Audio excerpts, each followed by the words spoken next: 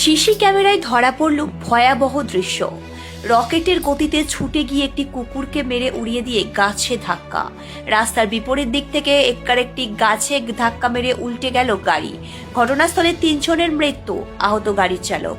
পোলবার সোনাদার মাঠে চুঁচুড়া তারকেশ্বর রোডে গতকাল রাত 3:30 নাগাদ ভয়াবহ দুর্ঘটনা।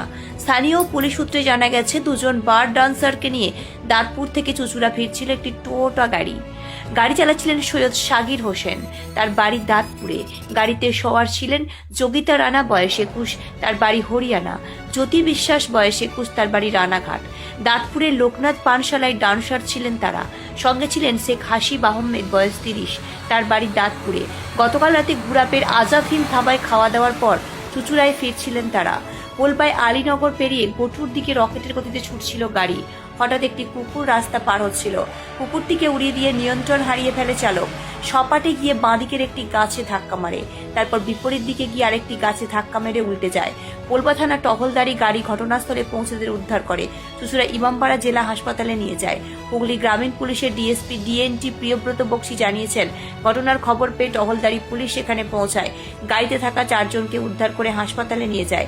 ঘটনায় 3 জনের মৃত্যু হয়েছে। চালক আশঙ্কাজনক অবস্থায় হাসপাতালে ভর্তি রয়েছেন। মৃতদের মধ্যে পানশালায় কাজ করতেন 2 জন যুবতী রয়েছেন।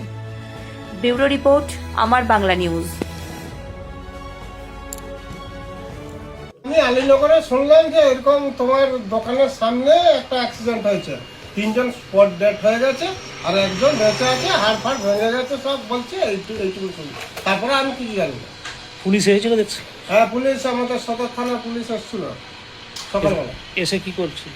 এই জিজ্ঞাস করছিল যে একটা কুকুরে মরে পড়েছিল, কুকুরটা বাঁচাতে গিয়ে মারা গেছে, ওই অ্যাক্সিডেন্টটা হয়েছে। তোমার নাম? আমার নাম মদন দাস।